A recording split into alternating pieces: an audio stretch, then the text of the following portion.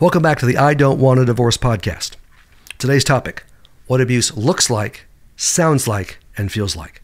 It's important for you to know if your spouse is abusive.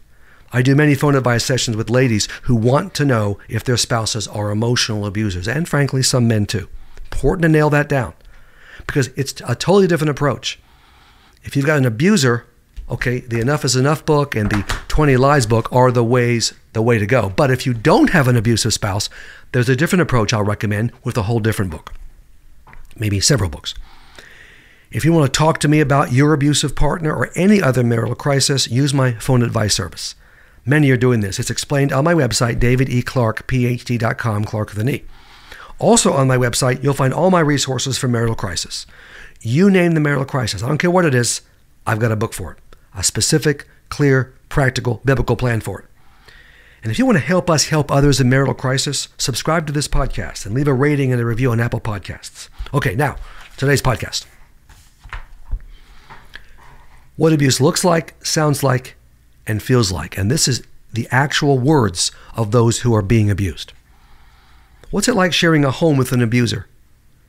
Here are stories from spouses living the nightmare, mostly women and some men. Emotional neglect. He will not meet any of my needs. He's not even aware of my needs. My love language is words of affirmation. I've gotten 3 compliments in 10 years. I feel so alone in this marriage. Manipulation. He is a master manipulator, this lady says. He'll use every trick in the book to get what he wants. Anger, guilt, fear, lies, tears. These narcissists can cry at the drop of a hat. It's bogus. It's just to get what they want. She continues, he'll occasionally be nice to me, but that's only to get something he wants. If he cleans up the kitchen, he wants sex. If he praises how I look, he wants to spend money on something for himself. Extreme sensitivity. Whenever I express concern over something he said or did that bothered me, he takes it as a personal attack. I'm not being mean or rude about it, but he has a huge reaction. It's as if I've said something terrible to him. He's deeply offended.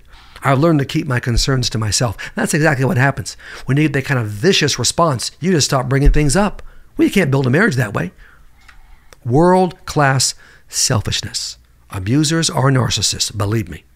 The world revolves around him, this lady says. What he thinks, what he feels, what makes him happy, what makes him upset, and what he wants are all vitally important. If I disturb his schedule, his plans, and he gets disappointed, the world stops. He'll pout and whine and complain like a 2-year-old or fly into a rage. Which brings me to a rageaholic. And this is a man talking about his woman. She will completely lose it over something trivial. She'll launch into an epic, incoherent rant with screaming and swearing and vicious personal attacks against me over something small. She'll also slap, kick, and punch me. When she's done venting, there's no apology offered. I'm expected to apologize for causing her meltdown. Yet classic narcissism, classic abuse. Constant criticism. It's like living with your worst critic. At least several times a day, he criticizes something about me. My cooking, my cleaning. I'm never good enough for him, no matter how hard I try. Withdrawal. When he's displeased with me, he'll often shut down and give me the silent treatment for days. The last time it lasted for 10 days. Often, I don't even know what I've done wrong. Then, he'll suddenly start talking to me again as if nothing happened. Classic narcissistic abusive behavior. Gaslighting. He likes to make me doubt my intelligence, my memory, and my sanity. When he said something mean to me and I point it out later, he'll deny he said it. He'll deny doing things I know he's done. He says I don't think clearly and I don't remember events accurately. I'm starting to wonder if I'm losing my mind. You might be. He's driving you crazy. Lying. For him, lying is like breathing. He likes to make himself look good, to avoid talking about a topic or to get what he wants. He believes his own lies, which makes him a great liar. He even lies about small things that he doesn't even have to lie about. I can't trust a word the man says. No, you can't. Accept no blame for anything. Classic, core narcissistic trait. Abusive trait. It's amazing how nothing is ever his fault. It's the work supervisor's fault. It's the neighbor's fault. It's the government's fault. It's his family's fault. If it's a marital issue, guess whose fault it is? My fault.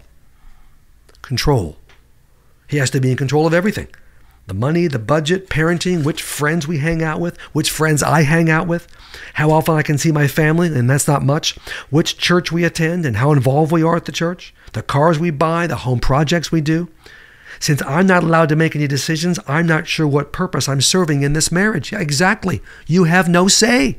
You're not the housekeeper, the maid. You are the wife, but it makes no difference. Many ladies I've talked to, in fact, several this last week in my phone advice sessions, tell me, I don't know where the money is. He controls the money. He pays the bills. He has the investments. I don't know what's going on. I said to them, if he drops dead today, you're going to be up a creek. Find out where the money is. That's part of your preparation to leave. Of course, zero empathy with these guys. When he's upset, he expects a huge amount of empathy from me, of course. But when I'm upset, he shows zero empathy. He's just annoyed and angry.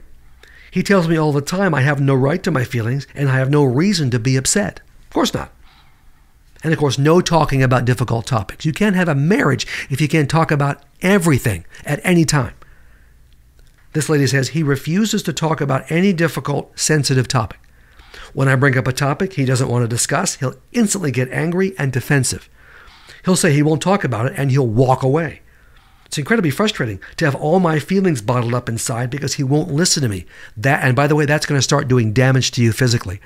So almost every abusive wife I've talked to is broken down physically. And when they leave, they're miraculously, and not coincidentally, their health improves. Opposite world. It's always opposite world with these guys. Whenever I bring up something he's done or said that bothers me, he turns it right back on me. If I say he's being unreasonable, he'll accuse me of being unreasonable. If I say he said something, he'll accuse me of saying it. The same thing.